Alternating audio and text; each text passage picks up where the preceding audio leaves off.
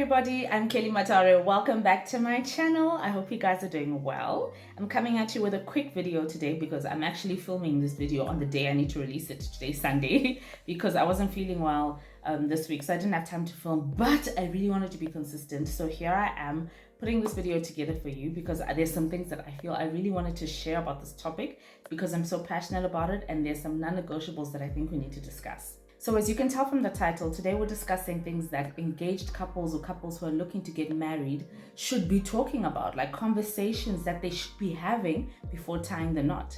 Over the years, I've seen so many couples prepare for the actual wedding day, whether financially, emotionally, and everything, but not enough thought and preparation actually going to the marriage that will take place thereafter. So that's what I'm here to help you with today, and I hope you guys enjoy. Before we get into today's conversation, I wanted to talk to you very quickly about something that I'm really excited about. Over the years, my husband and I have had the honor and the privilege of walking through premarital counselling with a lot of really incredible couples. We've taken them through the journey of what to expect, your roles, expectations, finances, all the issues that we believe are key for you to consider before you get married. The full journey runs over about 10 or 12 weeks, depending on the pace of the couple, and the investment is $380.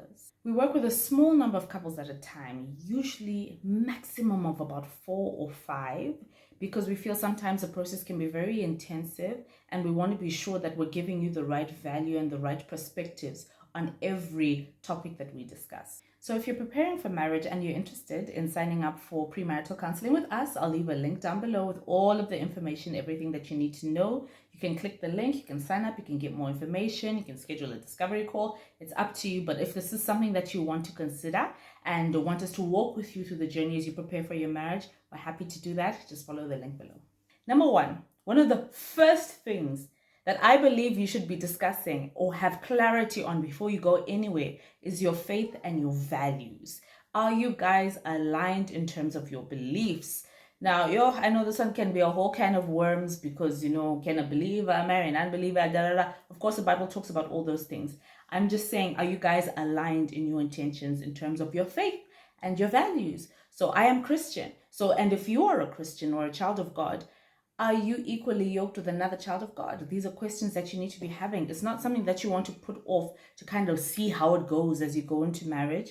And I know some people think the religion or the spirituality aspect only matters for the wedding, so you know where you're going to get married. But I need you to start thinking far beyond that. What does your spiritual life look like as a family, as a unit that you guys are now building? Are you equally yoked? Are you on the same page? Are you aligned in terms of your journey as a couple, spiritually and religiously? Number 2, your vision. Have you discussed your vision? What do you want from life? There's some things that are so big, you cannot do let's see how it goes. For example, kids. Do you want to have kids in the future? Does your partner want to have kids? Can you have kids in the first place? I mean, when you picture your life in the future, what does that look like? Even in terms of your career, are you working? Are you not working? Is your partner working? Are they not working? Like, what is all of that? Because you don't want to be mismatched in terms of a vision. So for example, maybe you're a high-flying career woman climbing the corporate ladder, and you're paired with someone who's imagining a housewife will be barefoot and pregnant for the majority of your relationship. You can see where there's going to be a challenge, right? Are you aligned? Your vision, where you're going, your purpose, what it is that you're doing. Are you guys aligned in that? That is really important. Even things like after you get married, practically speaking, where will you live? Like physically, where will you actually live? Where do you want to settle down? Do you want to stay in this country? Do you want to live in another country? Are you exploring opportunities outside of where you're currently living? Like the practical day-to-day, not so romantic aspects. What does that look like for you guys? And are you aligned on that? The next thing is the thing we never ever want to talk about because it feels tacky, but we absolutely have to. Money. Let's talk about money. And this is a whole topic on its own. I promise you I can do a whole video on just this topic. Are you aligned in terms of your money? Are you aware of each other's financial situations? And now when I say are you aware, I don't mean, I have a rough idea, or he looks like he's doing okay, or she looks like she's doing okay. No, like, are you aware of the numbers? How much are they making? How much are they spending per month? How much debt are they in? This one is huge. How much debt are you in? Have you disclosed to each other how much debt you're in? Do you know how much you are, before even your partner, for yourself, do you know how much debt you're in? Do you know your financial position? Please, please, I beg you, before you even consider it, individually evaluate your financial positions and then come together and have an honest and a structured conversation about money. Spending habits. What are your person's spending habits? Are they a big spender? Are they a big saver? Are they financially savvy? Do they know how to draw up a budget? These are practical things. And in a case like this, there's no wrong answer per se, because everybody's got different strengths and everyone's got different weaknesses. But for the most part, are you aligned in terms of what you think about money? Some people are very flashy. Other people are more conservative. Are you guys aligned on what you're going to look like as a unit? Does your partner know the truth about your spending habits? It's that kind of information that's critical to share. What are your financial expectations? Do you want to sit at home and be taken care of, or do you want your partner to sit at home and you take care of them? How do you envision your financial situation going? Are you merging your finances? Are you going to have joint accounts? Are you keeping your finances separate? Of course, I have my own opinion on how I believe this should be done, but for you, what do you want? Like, what are you looking to do in the situation in terms of your finances? Have you even asked yourself what you want to do in terms of your finances? If you have family wealth, how is that going to be managed? Like, are you like putting it together? Are you keeping it separate? What's going to happen when you have kids? These are all critical questions that you need to be discussing now before you take the leap. Family responsibility. I mean, we all talk about black tax, and black tax sounds so ugly, but family responsibility for the most part. Some people have family members that they're caring for. Are you marrying a breadwinner? Is that person taking care of a lot of people? If they are, how much is that costing them per month? Is this something you're willing to do? Is this something you're able to do? Is it a deal breaker for you if they're doing that? These are big, big, big, big things that we don't want you to be discussing when you're now actually married and you're together. We want you to discuss and agree on them now before you get together. Number 4, roles and expectations. When in your head you picture your husband, what is he like? What is he doing? Same thing for your wife. When you think, okay, I'm picturing my wife, what is that like? Are they cooking every day? Are they cleaning every day? Are they going to work every day? Are they giving you money every day? Like, what is that picture? And this is something that you can never, ever, ever assume that your partner knows, because some things that are obvious to you are completely new to someone else. I'll give you an example. To me, growing up, what I was used to was, you're supposed to get water to wash hands for your husband and da-da-da-da, you're supposed to kneel down to serve him food. And these were my expectations, which I thought was obvious. I thought everybody was like this. But then I married a man who's like, no, don't do that. That's weird. I'll dish my own food. I'll wash my own hands. It creeped him out. And it's something that's when it clicked to me, like, no, some things that I thought were just done, it's just something you do just because you're married, is actually not the case. The great news is, it's up to you. You have free will. You guys can make up your own rules, make up your marriage in a way that you want it to be, however you want it to look like, but be aligned. I've said aligned a lot in this video, but it's true.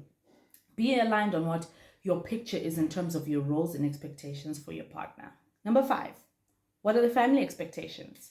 Don't ever, ever forget that when you marry someone, you're marrying their family as well. You cannot separate the two. You can't say, no, I just want the woman, I don't want her family. That person comes from somewhere and they are a package deal. What is their family like? What is this person's background?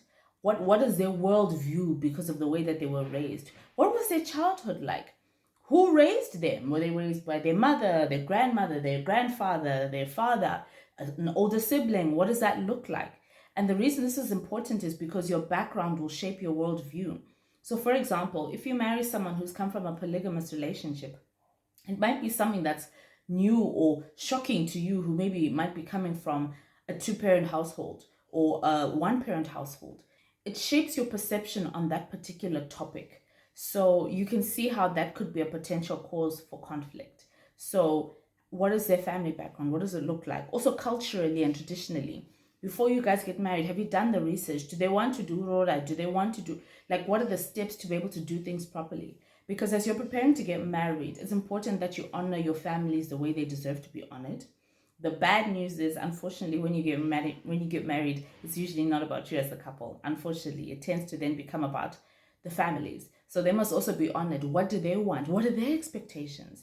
Have you asked your own family, and has your partner asked theirs? Get that information, put your heads together, and figure out what's expected of you guys if you plan to walk this journey of marriage. Even thereafter, after you're married, what does the family expect of you? There's some families that the moment you get married, they're giving you a mzukuru or a mainini or a little sister or a bamnini for you to stay with, for you to take care of. That's just what's done in their family. Is that okay with you? Are you prepared for that? Have you agreed to that? It's that kind of information that can help to ease the transition as you get into marriage, because some of these things can be really shocking when you're on the ground, which is why I want to name them now, so that it's something that you start thinking about now. These conversations may seem extra to some, but the reason I emphasize them is that having these conversations now can avoid potential conflict later on. And you never know, sometimes there's some very serious red flags that perhaps you're not considering that you really need to look at now before you get married, instead of later when it's too late. As for red flags and green flags, I feel like that's a whole other topic. I'm actually in the process of writing an ebook about that, because I'm so passionate about some things that I feel people ignore in terms of red flags before they get into a relationship. And also some green and what I believe are orange flags that you can also consider. But anyway, I hope you guys enjoyed this video. I know it's quick, to the point, but it's a topic I really, really love and I'm extremely passionate about. You're probably going to see a lot more expansion into some of these topics because I really enjoy them. So those of you who ask for marriage content in my other video, trust me, you're in for a treat. I have so many exciting videos planned for you, and I hope you guys will enjoy them. Don't forget to check out the link below. If you are interested in premarital counseling, let me know. Again, we only take 5 couples per quarter, because we really want to be able to dedicate the time and attention that we need to give to each couple. So if you are interested, the next cohort is starting beginning of April. So you have about 7 days or less to sign up, you and your partner, if you want to. So check out the link below, get all the information there. If you'd like, you can also schedule a discovery call if you want more information. I'll put on the link below and you guys can check it out there. I'll see you guys in the next one. Bye.